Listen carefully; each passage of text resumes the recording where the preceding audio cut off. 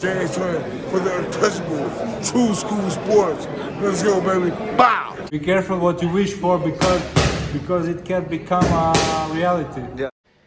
The untouchable True School Sports Empire proudly presents something the boxing game's missing. Hey, what's going on? It's your boy BT, and I came here to talk some boxing with the thousands of True School Sports subscribers. Alright, so as you guys know, I'm in Japan. I've been running around all over Osaka, doing what I can to play my part for Team Angelo Leo to make sure that we get the best performance come Saturday night, helping the team any way I can. So I haven't had time to really make much non-Angelo related content because it is his fight and it is fight week. But listen, there's more to the boxing than just Angelo Leo, so I'm happy to finally get to some different types of videos. But listen, I feel like this is a question that I have to ask because number one, I feel very strongly about what I'm about to say, and I know I'm not the only person in boxing that thinks this way. I've talked to a lot of boxing fans. I've talked to a lot of people out there, and they feel very similar to your boy BT about this particular fight, which, by the way, will be a mega event. I think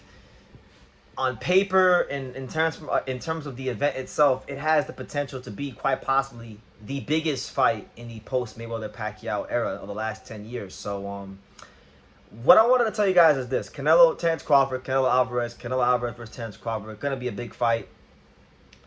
But truth be told, guys, I look at it as...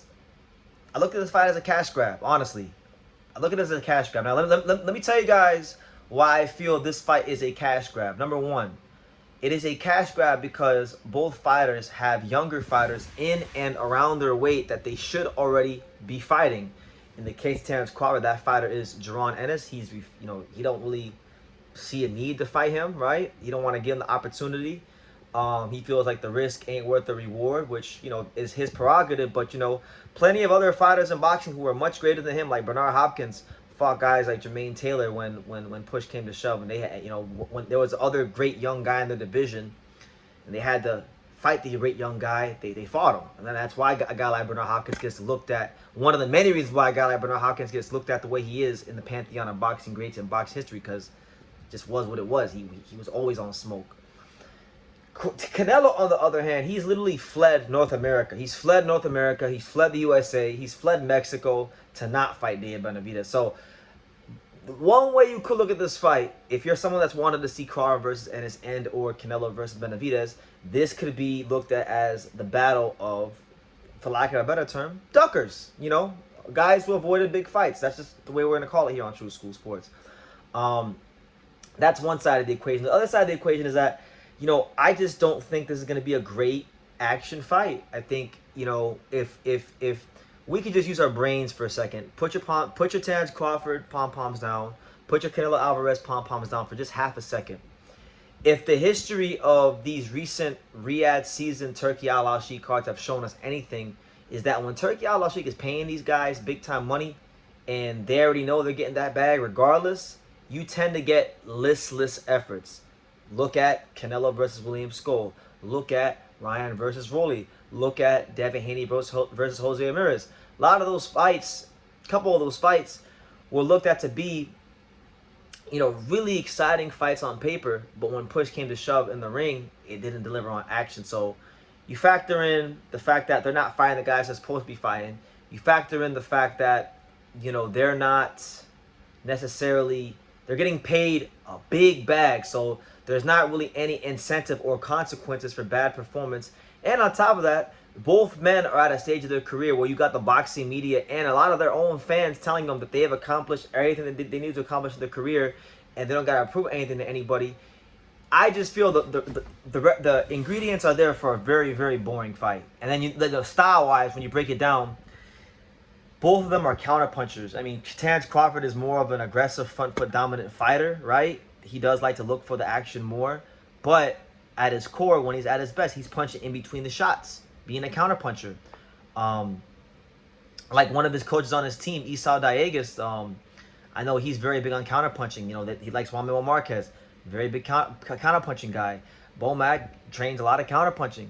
Canelo Alvarez, counterpuncher. So in boxing, when you have two counterpunchers fighting each other style-wise, that can generally tend to make for a boring fight because you're going to have both guys waiting each other out to make a mistake. And what happens in fights like that is you tend to get fighters that you know, let the rounds pass by, and there's a lot of listless action. There's a lot of there's not a lot of exchanges as you'd want. So look, I know when the fight happens and the commercials come out and the fight posters come out, I'll probably even get excited about it.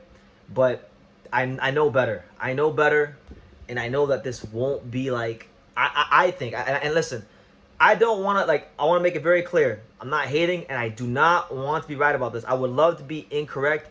I hope Canelo versus Crawford turns into the fight of the year, and it winds up being a good thing for boxing and a net positive deposit for boxing. But I can't be dishonest with myself, and I can't be dishonest with the viewers of True School Sports, some of the smartest boxing fans in the world. I think this is going to be a boring-ass fight because all the ingredients and all the signs point to it being a boring fight. The styles, the stages of the career these guys are at, the mentalities they're carrying at this stage of their career. It just, everything tells me that it's going to be a boring fight. But hopefully, my hope is that it's not, and I hope that they put really good fights in the undercard and it winds up being a successful event for boxing, because when this fight does start to get promoted, and Dana White, because I guess Dana White is going to be part of the promotion, all that happens, you know, I know that this fight's going to have more visibility. It's going to extend beyond the realms of just the hardcore boxing community, and you're going to have a lot of casual fans that are interested. So I would like it to be a really good fight, but I can't see it. Two counterpunchers, two guys that have achieved pretty much everything there is to achieve in their careers, and two guys that really don't have any consequences or consequences for bad performance or incentives to go the extra mile. So yeah, that's how I think it's going to go. I think it'll be, I don't think anybody's getting stopped. I think it's going 12 rounds. Whoever wins, I don't know who's going to win, but you know, I think it's going to go 12 rounds, and you're going to get a very, very listless, uneventful, boring fight. But, you know, let's hope I'm wrong. You know, what do you guys think? Canelo versus Crawford. What kind of a fight do you think it's going to be? Because I've been thinking about it for months now, and I've been talking to people about it, and the impression I'm getting from people and that I have for even myself is that it is going to be a boring fight. So, you guys leave your comments down below. Make sure you guys take the time to subscribe, and like I say in every single one of these videos, you can love me or you can hate me, but I'm just a kid from Dania. So until next time, take care. Thank you for watching another video on the untouchable True School Sports Empire. I'm in the fight capital of the world, Las Vegas, Nevada, and we got a monster in town. For more great boxing content from America to Japan and everywhere else in between, make sure you guys subscribe, stay tuned, and keep it locked.